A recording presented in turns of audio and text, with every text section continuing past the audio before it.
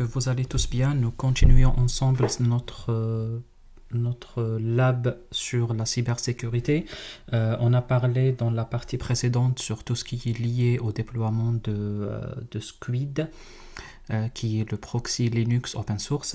À partir de maintenant, on va parler un peu de la sécurité des sites web, en particulier des attaques liées aux sites web, autrement dit, l'injection SQL. Avant toute chose, nous allons commencer par la préparation de la maquette ou la préparation du lab.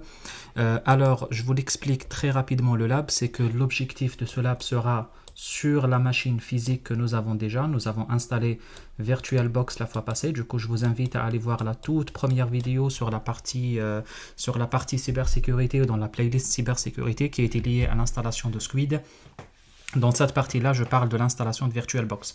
Du coup, je ne vais plus revenir à l'installation de VirtualBox parce que j'imagine que vous l'avez déjà. Du coup, on va commencer par installer une machine qui est la machine Kali Linux. Du coup, c'est la machine Linux d'attaque. On installe aussi une machine sous Windows 10. Et puis, on installe également un Metasploitable. Du coup, là, ça sera du Windows. Et là, ça sera du Metasploitable, ou autrement dit, la machine que nous allons attaquer. Mais bon, on va y arriver après. Alors, on va commencer par la première étape qui consiste à installer le Kali Linux. On va faire la façon la plus simple. La façon la plus simple, c'est quoi? Ça consiste tout simplement à utiliser une machine OVA, autrement dit, une machine déjà préinstallée. Pour cela, on va se rendre sur ce site-là, le kali.org get Kali Virtual Machine. Je vais vous mettre le lien exact vers la vidéo, comme ça vous allez la voir facile, vers ce site-là, comme ça vous allez la voir rapidement. Et puis à partir de maintenant, une fois ouvert, vous allez retomber sur cette page-là, sur ce site-là. C'est vrai, c'est un peu compliqué parce que vous risquez de rencontrer énormément de termes que peut-être vous ne connaissez pas et vous serez un tout petit peu perdu. Alors vous pouvez juste descendre en bas.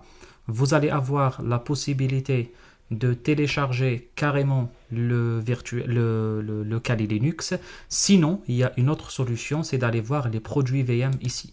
En allant voir les produits VM, vous allez avoir une machine ou une image de machine virtuelle qui est déjà prête à l'utilisation.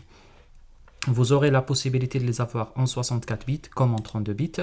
Si vous avez des machines récentes, vous aurez probablement la chance d'avoir une 64 bits. Si vous voulez une solution qui marche dans tous les cas, vous pouvez choisir aussi la 32 bits. Moi, je vais choisir évidemment la 64 bits. Vous allez cliquer ici sur VirtualBox. Attention, ici, vous n'allez pas télécharger VirtualBox, mais plutôt Kali Linux pour VirtualBox. La même chose ici, c'est du Kali Linux pour VMware. Du coup, c'est libre à vous de choisir celui que vous souhaitez. Si vous utilisez VMware, vous cliquez ici. Si vous utilisez VirtualBox, vous cliquez ici. Une fois installé, vous allez le récupérer en version zip, en version rare ou zip, en version compressée. Du coup, vous allez le compresser. Et une fois compressé, vous allez devoir retomber ici. Alors ici, vous allez voir la VBox comme la VDI. Vous pouvez décompresser cela aussi, mais bon, ce n'est pas le sujet. Vous pouvez juste double-cliquer sur le VBox ici. Vous allez retomber sur votre Kali Linux, sur cette image ici. Normalement, vous voyez que tout a l'air très simple, que tout a l'air très facile à l'utilisation et que ça devrait y aller toute seule sans problème parce que normalement tout est déjà préinstallé pour vous en utilisant cette version, en utilisant cette façon-là d'installation de Kali Linux. Alors du coup, ce qu'on va faire comme d'habitude, on va voir la partie configuration. On va voir dans Général avancer les informations ici liées à l'installation, le dossier d'installation. Et puis ici, ok, pas de souci. Et puis voir aussi la partie, là j'ai des doutes, j'ai des doutes, mais c'est pas grave, on peut le laisser tel qu'il est. Là, vous allez voir le presse-papier et le glisser-déposer, ça serait mieux de le laisser toujours bidirectionnel. Dans la description, on va voir quelque part ici le Kali Linux, le username et le mot de passe de Kali Linux, quelque part qui est du Kali. Et puis ici, vous allez voir une petite remarque qui vous dit que le clavier c'est US. Là, il faut faire attention à ça, c'est que le clavier sera en QWERTY. Du coup, il va falloir écrire ici KQLI au lieu d'écrire Kali. C'est pas grave, on va voir ça après. On arrive ici sur la partie carte mère à voir la mémoire vive. Moi, je vous recommande toujours d'ajouter un peu si vous avez plus. Si vous en avez pas beaucoup, c'est pas grave, vous pouvez le laisser tel qu'il est. Ici, normalement, tout ce qui est là, il n'y a pas de souci. Sur la partie processeur, ça serait toujours recommandé, comme je vous ai dit, d'activer le PAE1X pour l'activation de la virtualisation sur la machine. Sur la partie accélération, tout a l'air OK. Sur la partie affichage, ça serait bien de laisser ici sur 128. Ici, il serait bien d'activer l'accélération 3D. Néanmoins, si vous avez des écrans noirs, ça serait bien de le désactiver. En tout cas, en fonction de l'installation, si vous avez des soucis d'affichage, vous pouvez venir jouer sur ces paramètres que moi d'ailleurs, je ne les connais pas toutes, mais je sais que ici, ça peut faire quelques soucis ou quelques problèmes. Dans la partie stockage, vous allez voir que vous aurez 80 Go mais qui est volatile, du coup on ne va pas utiliser les 80, mais on aura au moins 12 Go à utiliser ici, qui est déjà pour moi, qui a déjà, j'ai envie de dire qu'elle a l'air déjà suffisante pour moi. Les 80, ils ont l'air suffisantes pour moi pour prendre toute la machine Kali. Pour les 12, je voulais dire. Alors, on a la partie son, il n'y a pas de souci. La partie réseau, comme d'habitude, comme on a fait la fois passée, on fait de l'accès par pont. Je répète ce que signifie l'accès par pont. Ça consiste à mapper la carte réseau virtuelle sur la carte réseau physique. C'est comme si la carte réseau virtuelle, vous avez ajouté une nouvelle carte réseau, un nouveau PC dans votre réseau local, en quelque sorte, si je peux le dire comme ça. Il n'y a pas de souci ici, on peut laisser tout tel qu'il est.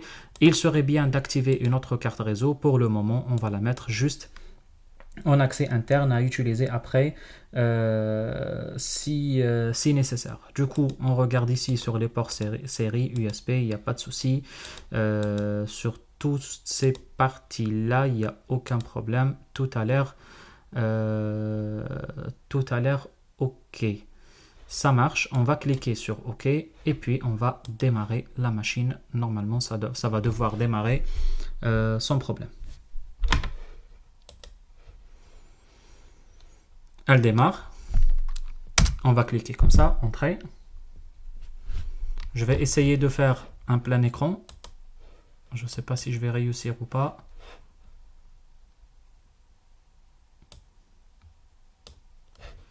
Ce n'est pas le cas pour le moment, mais on va attendre le démarrage pour voir ce que ça donne.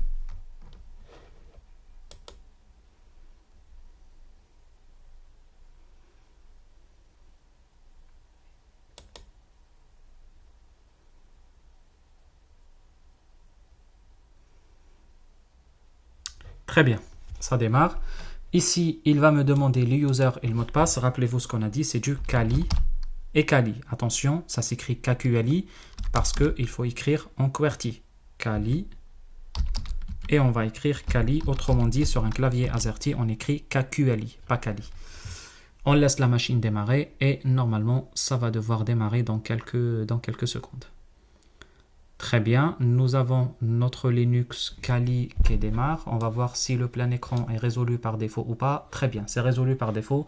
En tout cas, si ce n'est pas résolu, il y a quelques petites procédures à faire pour gérer les problèmes d'affichage. Alors, on a notre Kali Linux démarré. On va faire quelques modifications nécessaires sur le système et sur le clavier. Comme ça, on finira l'adaptation du système à la langue française. On va démarrer notre terminal.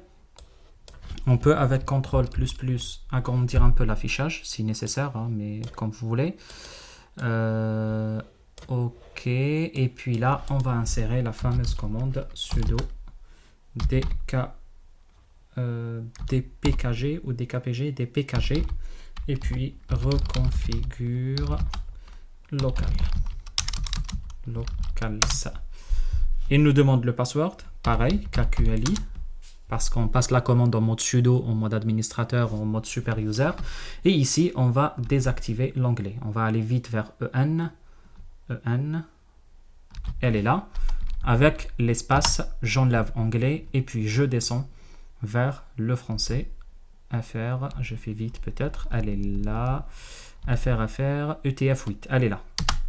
Pareil, bouton espace et puis entrée. Je choisis aussi FR UTF-8, OK, et c'est bon. Ça doit passer sans problème, normalement. Très bien, c'est complété. Avant de redémarrer la machine, Je préfère aller changer le clavier aussi, le mettre en français. Pour ça, je vais aller aux paramètres ici. Après, on va y aller où? Au keyboard, le clavier. Layout ici. Et là, hop. C'est grisé. Il ne veut pas me laisser.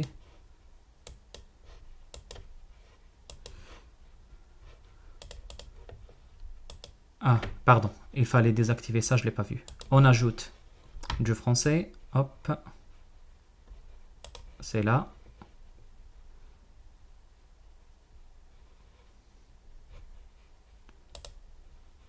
France AZERTY. OK. Ou France tout court peut-être. OK. On enlève anglais, carrément. Et puis, c'est bon. Normalement, ici, le clavier redevient AZERTY. Du coup, on peut, avec la commande Reboot, comme vous souhaitez ici, vous pouvez cliquer ici et faire Restart. On redémarre le Kali et si tout se passe bien, la machine va devoir démarrer en français. Attention au moins à deux choses. La machine peut nécessiter plusieurs redémarrages. Il n'y a pas de souci. Du coup, si c'est le cas, il n'y a pas de problème. Redémarrer la machine plusieurs fois. Sinon, aussi, la machine peut ne pas changer l'anglais vers le français au démarrage. Je pense que c'est un bug, mais je pense aussi que ça nécessite un changement manuel dans un des fichiers de système. Personnellement, je m'en foutais un peu, c'est pas ça ce que je cherchais le plus. Du coup, ce que je fais toujours, si ça démarre pas en Kali, j'écris toujours KQLI. Du coup, mettez ça en tête. Si ça démarre en KQLI, vous le laissez toujours KQLI, sans problème. On va attendre, on va voir le démarrage dans la partie démarrage, ce que ça va dire. S'il va nous dire KQLI, on va laisser KQLI, il n'y a pas de problème. Mais mettez ça juste en tête. Après, si vous trouvez une solution, vous pouvez faire un petit tour sur le net.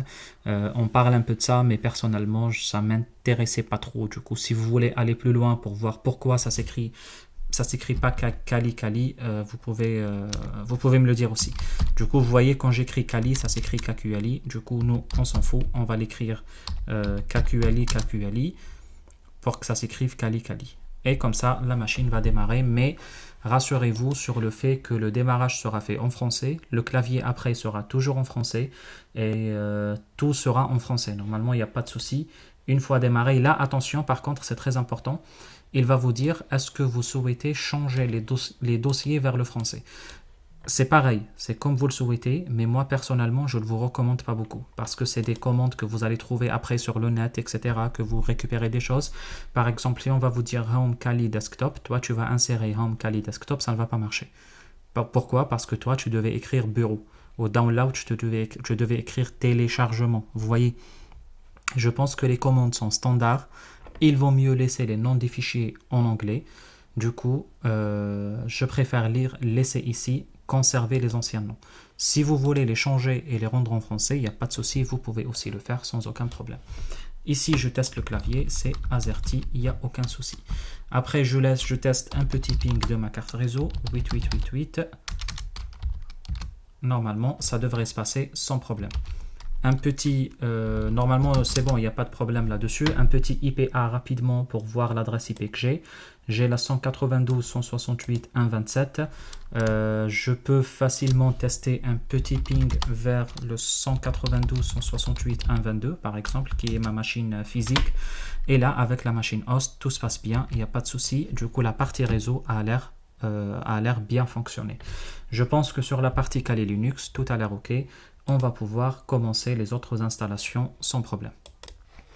Alors, à partir de maintenant, on va passer à l'étape suivante qui est l'installation de Metasploitable. Là-dessus aussi, vous aurez un lien que je vais vous donner qui va vous permettre d'installer la machine Metasploitable, qui est une machine incluant des failles de sécurité, incluant des problèmes d'installation, de configuration. Ça permettra justement de simuler des attaques, ou ça permettra, on va dire, de simuler des attaques ou de simuler l'exploitation de failles de sécurité. Il y en a deux versions, la version 2 et la version 3.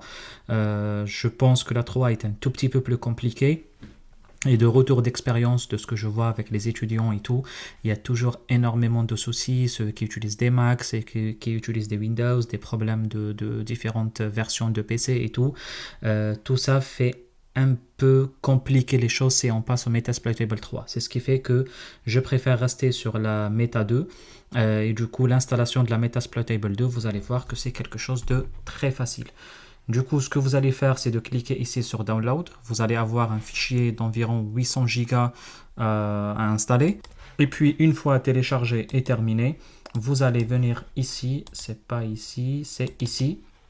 Vous allez trouver le répertoire Metasploitable 2 avec le VMDK, autrement dit le disque virtuel de Metasploitable.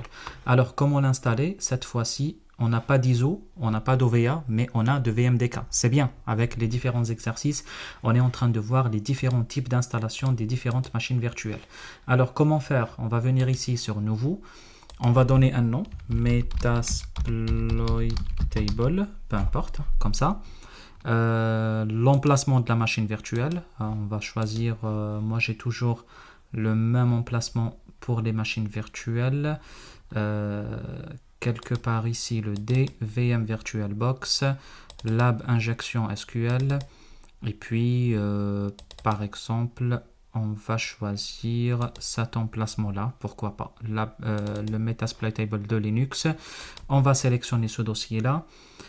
C'est pas du Windows, on va faire du Linux Ubuntu 64, peu importe, je pense que ça n'a pas d'importance. On va choisir une taille de mémoire assez importante, par exemple 4 Go. Et à partir de là, rappelez-vous ce qu'on faisait la fois passée. Pour l'installation d'Ubuntu, par exemple, on a créé un disque virtuel. Ou vous pouvez ne pas créer, ou vous pouvez utiliser un disque virtuel déjà préinstallé. Et c'est justement ce qu'on va faire cette fois-ci. On va chercher le disque virtuel. On va utiliser le fichier de disque virtuel existant. C'est celui que nous avons maintenant. Alors, c'est lequel? Non, c'est pas comme ça. Excusez-moi, on va faire comme ça. Ajouter et on va chercher celui-ci. C'est comme ça. OK. Choisir. Alors, on est bien sûr que c'est lui. Très bien, créer. Et c'est bon, nous avons la machine de Metasploitable ici. Démarrer. Nous allons pouvoir démarrer notre machine Metasploitable sans aucun problème. Alors, on va attendre la machine démarrer. C'est comme tous les démarrages des machines Linux. Ça démarre. Je pense pas que c'est quelque chose de très long, en tout cas. Mais en tout cas, si ça met beaucoup de temps, je vais mettre en pause la vidéo en attendant. Mais ça a l'air de bien se passer. Je pense que ça sera OK dans quelques instants. Il n'y a pas de souci. Normalement, l'installation de Metasploitable, c'est pas quelque chose de très compliqué, mais bon, si vous rencontrez des soucis, n'hésitez pas à aller chercher la raison de souci ou de me dire exactement ce que c'était. J'essaye de vous aider. Ici, on va avoir MSF admin. Attention, c'est en anglais. Du coup, il faut l'écrire en QWERTY. MSF admin. Du coup, on peut faire %SFQD,IN. Ça reviendra à MSF admin. Et là aussi, on va refaire la même chose, %SFQD,IN. Et ça passe. OK? Et du coup, là, on a bien notre Metasploitable configuré sans aucun problème. Alors, ce qu'on va faire très rapidement, on va essayer de changer la langue en français avec la commande sudo load, ce qu'il fait, load case fr. Il va nous redemander le mot de passe, msf admin. OK. Et là, il installe le package français. Et là, vous voyez, j'écris Azerty sans aucun problème. Petite astuce, vous pouvez, à chaque redémarrage, vous pouvez venir ici et insérer la sudo load case fr, etc. Sinon, ce qui est bien aussi et ce qui est pratique, c'est que vous pouvez enregistrer la copie. Vous voyez, enregistrer l'état de la machine. Ça vous permettra à éteindre la machine avec la capture de l'état actuel. Et comme ça, au redémarrage de la machine, vous aurez toujours la machine en français et sans problème. OK, ça c'est sur la partie installation et configuration de la Metasploitable. Il nous reste la dernière partie qui est liée à l'installation et la configuration de la machine Windows. Alors, pour la configuration de la machine Windows, nous allons juste faire pareil, hein. Allez voir. Par contre, j'ai pas l'impression d'ouvrir la bonne machine. C'est pas le bon navigateur internet. Je pense que comme ça, ça a l'air de mieux se passer. Ok, pas de souci. On utilise ce lien-là pour l'installation de Windows 10. Là, il nous dit que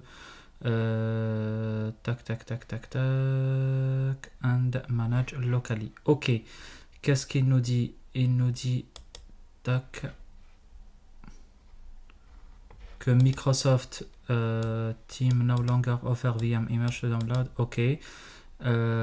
Ok, ils nous disent que ce n'est plus d'actualité cette façon de faire. Bon, heureusement que moi je l'ai déjà téléchargé. Du coup, il n'y a pas de souci. Après, ils nous renvoient vers un nouveau lien qui nous donne une nouvelle technique à la Microsoft. Et puis ici, ils nous invitent de démarrer Windows Free avec des informations en plus. Je vous laisse les faire. Moi, je l'ai déjà téléchargé et je l'ai déjà sur mon PC sans problème. Alors, je vais juste la coller ici et je vais la décompresser et puis nous allons commencer son installation. J'accélère un peu le temps que ça se prépare. Du coup, c'est OK. Ce qu'on va faire, c'est que on va extraire le fichier. Très bien. Du coup, on va l'extraire ici. Et pareil, je vais accélérer un peu le temps de terminer ça. C'est presque terminé. On va attendre juste que ça se termine. Hop, c'est OK. Ah non, pardon, pas ça. Ça, c'est bon, je peux le supprimer. On va voir ici que nous avons une version de machine virtuelle Windows 10 qui est déjà prête à être utilisée. On va faire comme on fait la fois passée, comme on a fait toujours. Là, on va voir une autre façon de faire, c'est d'importer un appareil virtuel directement. On va choisir la source de fichier. C'est comme d'habitude le même emplacement pour moi. Hop. Et on installe la version OVF. Suivant. Et là, il récupère toutes les informations. Vous voyez que les versions OVA, OVF, peu importe, c'est des machines qui sont déjà prêtes à l'utilisation avec même des préconfigurations qui sont prêtes. Et là, il vous demande une mémoire vive au moins de 4 Go. On va faire importer. On va importer la machine ici. Il faut patienter un peu. Une fois importée, on va pouvoir la lancer directement sans problème. C'est presque terminé. Il ne nous reste que 1% et ça sera bon.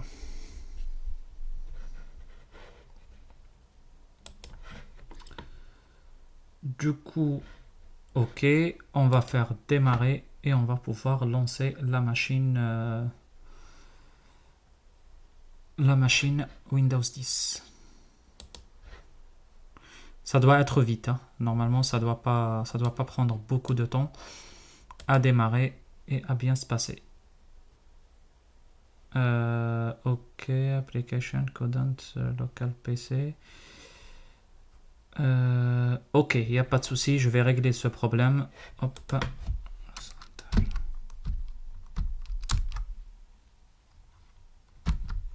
Je vais régler ce problème et on va continuer.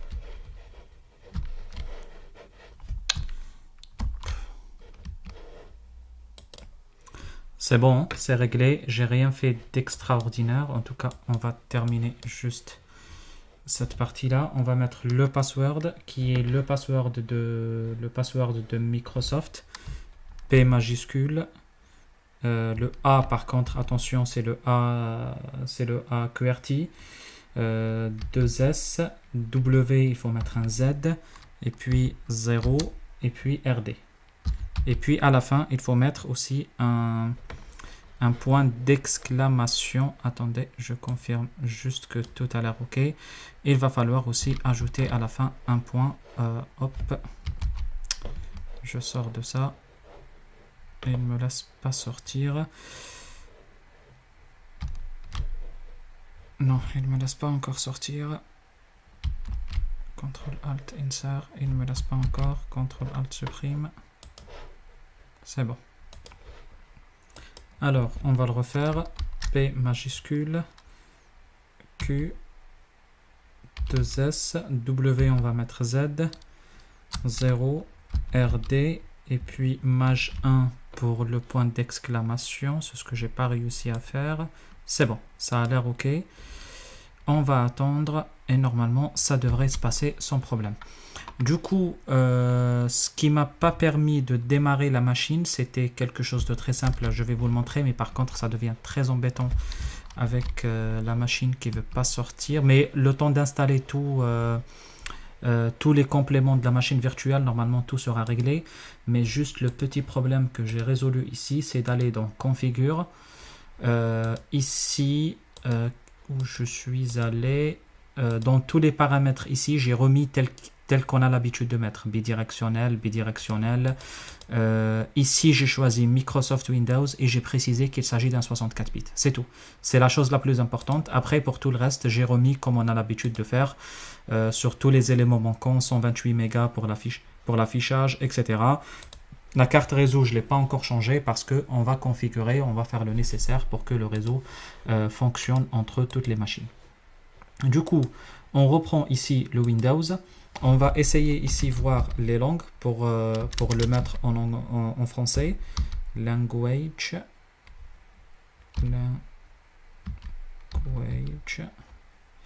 Il y a quelque part un edit ici, c'est là. Et ici, on va changer les paramètres de système. Hop, on va monter ça ici. Tout ce qui est anglais, on va le mettre ici. On va ajouter une langue. FR. C'est où? France et France, c'est là. Ou ça dépend où vous êtes, hein, peu importe. OK. On installe tout ce qu'il faut installer. Et puis installe. Et puis il va nous installer les paramètres du clavier français.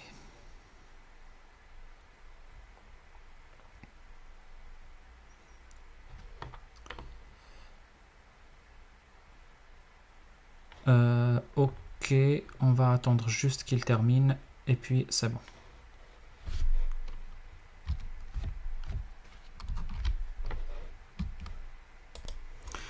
Bon, ça a l'air de bien fonctionner. J'ai supprimé anglais et du coup là, en testant le clavier, je vois bien, hop, pardon, je vois bien AZERTY et que ça fonctionne sans aucun problème. Du coup, normalement, tout a l'air OK. On va checker très rapidement les paramètres réseau pour confirmer que toutes les machines virtuelles sont configurées et paramétrées ensemble pour qu'elles fonctionnent sur le même réseau. C'est un tout petit peu embêtant la machine Windows, mais c'est pas grave, on va faire avec. Ce que je vais faire, on va voir confirmer que toutes les machines se situent sur le même réseau. Kali, c'est bon, c'est fait. On se rappelle bien que Kali c'était 25. Metasploitable, on va le faire tout de suite. C'est où, pardon, ces réseaux. Et puis ici, dans les paramètres de réseau, on va le mettre accès par pont et on va faire OK. Ça marche. Et puis Windows 10, c'est pareil. On va faire la même chose. Quelque part ici, dans les paramètres réseau, on va choisir l'accès par pont et on va faire OK. Du coup, ce qu'on va faire ici, c'est que on va voir dans le CMD de la machine et on va tester le ping. D'abord un petit ipconfig, ou pas besoin en tout cas. Allez, un petit ipconfig et là on va voir que j'ai l'adresse IP 28. OK, du coup encore là-dessus ping 192.168.1.25.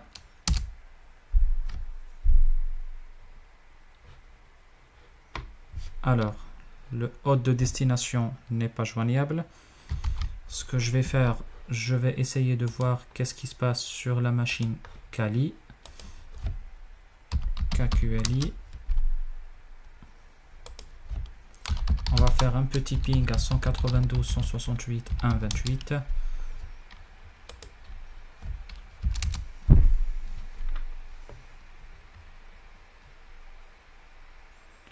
Et là, je ne sais pas ce que ça va donner, mais probablement ça va pas fonctionner non plus. Ce que je vais faire, je vais arrêter la vidéo, faire le tour des cartes réseau des 3 machines. Si tout est OK, je vais la relancer et je vais vous dire ce que j'ai fait, histoire de ne pas perdre beaucoup de temps également là-dessus.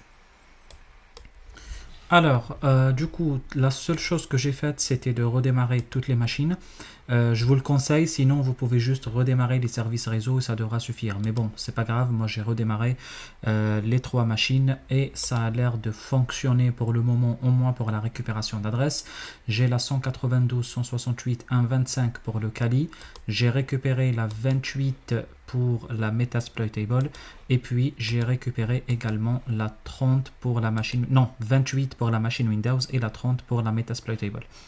Là, je dois régler ce petit souci avec la touche Hot qui ne fonctionne pas sur Windows, mais c'est pas grave. Vous pouvez faire à chaque fois CTRL ALT supprime pour sortir de ce mode-là. Alors, qu'est-ce que je voulais faire?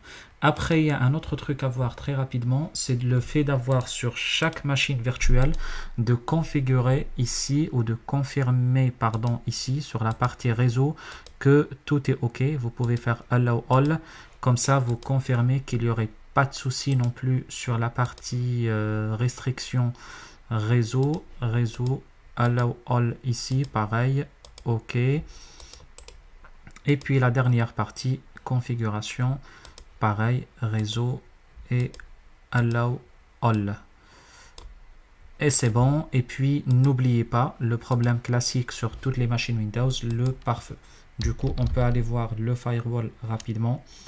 Firewall. Là, il est là, quelque part ici, peu importe. Et puis, il va falloir désactiver le pare-feu. On sait tous que c'est pas bien, mais c'est pas l'objectif, en tout cas, de la formation. Le pare-feu, il est là juste pour nous embêter. Du coup, la seule chose qu'on peut faire avec, c'est de l'abandonner ou de le dégager. Du coup, on va confirmer, on va voir si tout a l'air OK ou pas. Hop, ce qu'on va faire ici, on va pinguer le 192.168.1.25. On va voir si ça fonctionne ou pas. Pour le moment, ça fonctionne toujours pas. On va pinguer le 30 pour voir ce que ça donne. Ça marche bien, ça fonctionne pour le 30. Alors, on va reprendre encore une fois le quoi encore? Le Metasploitable. Ici, on va pinguer le 192.168.1.30. Ça devrait y aller, très bien. Et si on fait le 25 ici, ça ne va pas. Du coup, il y a un problème quelque part sur le Kali. En tout cas, c'était la machine qui fonctionnait sans aucun problème il y a quelques instants. C'est pas grave, on va rechecker ça tout de suite. Du coup, si on ping le 30 ici, ça fonctionne sans problème. Et puis, si on teste le 28 aussi, ça fonctionne sans problème. Est-ce que peut-être il y a un problème avec l'autorisation ici, qu'on n'arrive pas à la pinguer? Plutôt ici, on a fait du Allow All. Normalement, ça devrait être OK. Hein. Du coup, même si ça reste comme ça, on peut le laisser comme ça. Ça ne doit poser aucun problème en tout cas. On peut faire un petit reboot de la machine histoire de confirmer, mais en tout cas depuis le Kali on arrive à pinguer les autres machines sans problème. Oui c'est ça, depuis le Kali on ping les autres machines. Après si depuis les autre machines on ping pas Kali, il y a certainement quelque part une restriction qu'on rate, mais je n'ai pas l'impression que c'est la chose la plus embêtante là-dessus pour le moment. On va tester avec le petit redémarrage comment ça va se passer, mais au pire des cas, comme je vous ai dit, si ça marche pas, on peut laisser tomber. Après, bon, en avançant dans le lab, si ça peut poser problème, on va voir comment on va probablement pouvoir régler le souci. Je suis en train de lancer un ping en continu. En attendant ici, on va lancer Kali. Hop.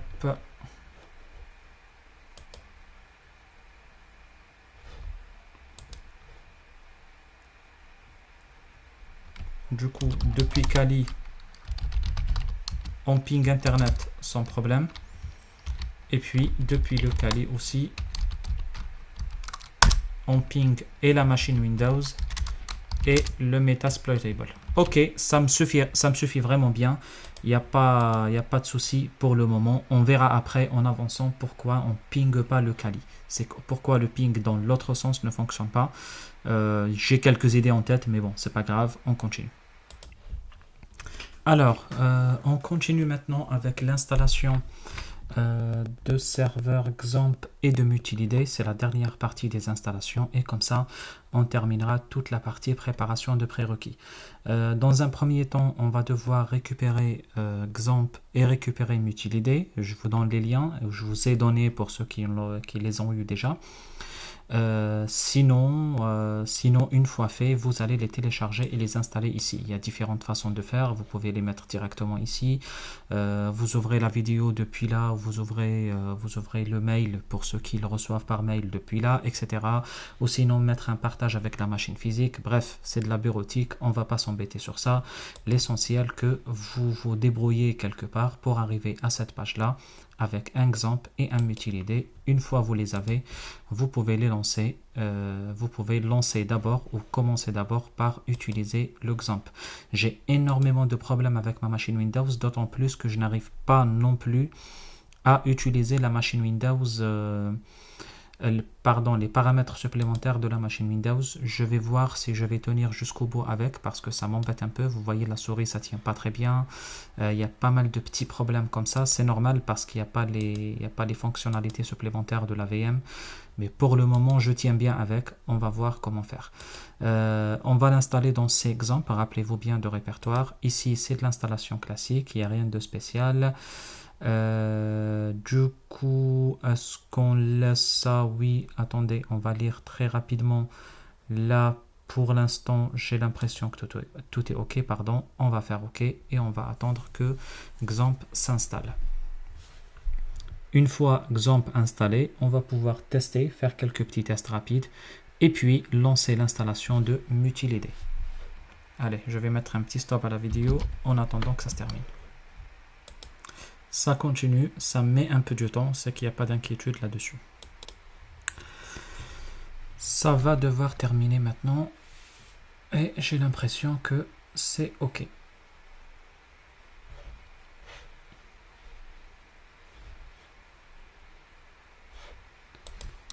Hop. Je pense que tout à l'heure, OK, on peut faire un petit finish ici.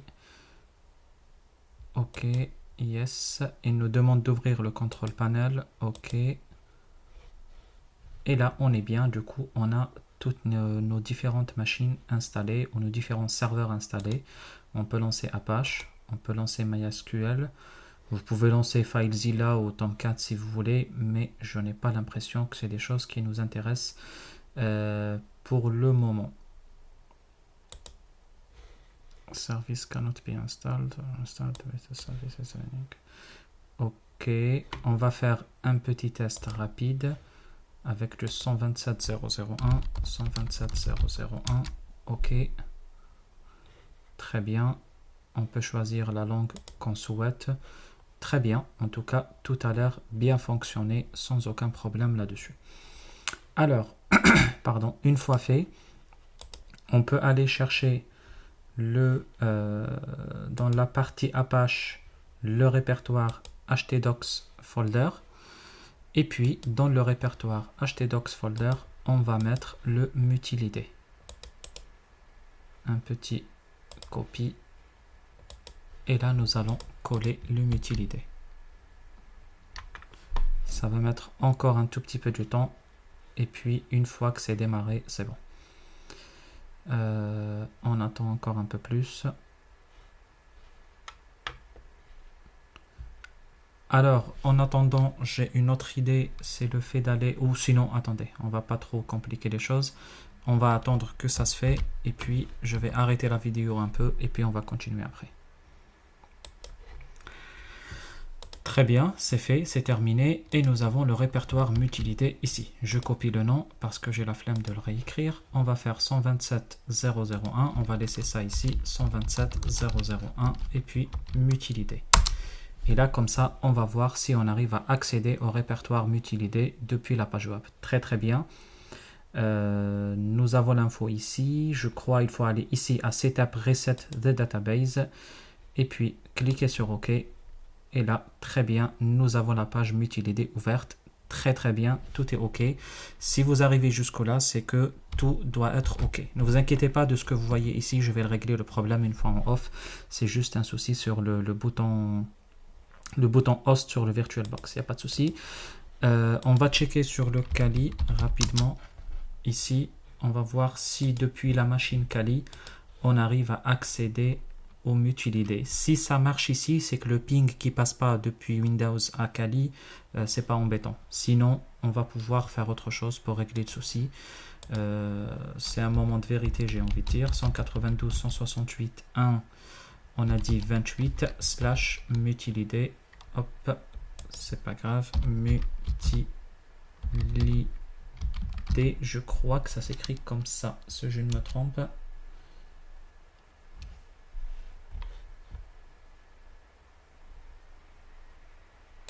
Alors, est-ce que ça s'écrit bien comme ça? Alors, enable to connect à la machine. 192.168.1.28. On confirme bien que multilidé s'écrit comme ça. M-U-T-I-2-L-I-D-A-E.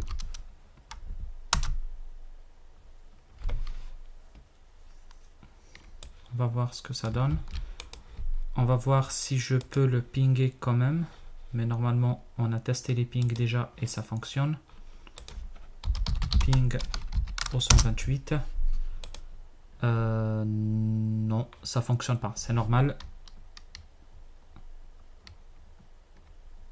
Ah, ça a changé l'adresse IP de ma machine. Hein. Ça devient 27 et non 28.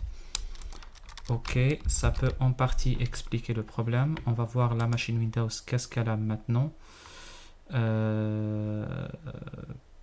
Par contre, je vois même pas la machine Windows. Éteinte, ok. Je ne sais pas pourquoi. C'est éteinte, ok, pas de souci. On va la redémarrer. C'est normal, hein. Finalement c'est normal. Si c'est le cas, c'est normal. On redémarre la machine Windows. Et puis, le temps que ça démarre, on va tester, on va rechecker ici un petit IPA. On voit bien qu'on a la 1.27. On va voir depuis ici, est-ce qu'on arrive à pinguer quand même la 1.27. Très bien, ça marche. Peut-être que l'adresse 25, ça a changé à 27, alors que j'ai continué moi toujours à pinguer 25. Du coup, finalement, ça marche les pings vers Kali. Il n'y a aucun souci. On va voir la machine Windows, pourquoi ça a rebooté, mais à la rigueur, j'ai envie de dire, je m'en fous. On fait le fameux password, 1.0 ici, RD, et point d'exclamation à la fin. Je vous montre le mot de passe encore, password, point d'exclamation à la fin, et puis on lance la machine à nouveau. Ok. En attendant, on va confirmer que le ping fonctionne au minimum, au moins le ping d'abord.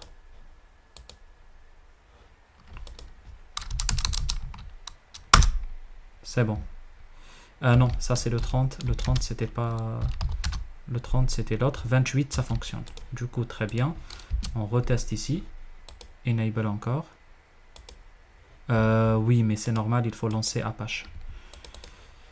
Le XAMPP, oui, Apache. On va le lancer ici. Il vaut mieux dans ce genre de choses les lancer en tant qu'administrateur. Je suis en train de travailler directement en temps réel et comme ça, s'il y a des erreurs, des problèmes, des choses qui ne vont pas, vous pouvez les voir en même temps que moi. Et comme ça, c'est très pratique pour vous, pour ne pas dire « Ah, mais ça ne marche pas, pourquoi ça marche pour lui et moi non ?» Comme ça sera plutôt pratique pour vous. Alors, je reviens encore sur ma Linux. Ok, mais pas de souci. Là, on va dire ok, je continue. Et ça marche. Très bien. Du coup, si vous arrivez là, c'est que dorénavant, vous êtes capable de faire l'exercice jusqu'au bout. J'espère que c'était clair. Je ne sais pas combien de temps là on est. J'ai fait 45 minutes pratiquement pour préparer l'exercice. J'espère que c'était clair pour vous. En tout cas, n'hésitez pas à m'écrire si vous avez des problèmes. Je vais mettre toutes les ressources nécessaires dans la vidéo. Et puis, on va se voir dans la prochaine vidéo pour commencer les exercices. Sur ce, je vous dis bonne soirée ou bonne journée. Bon, c'est la soirée pour moi. Et à la prochaine. Salut.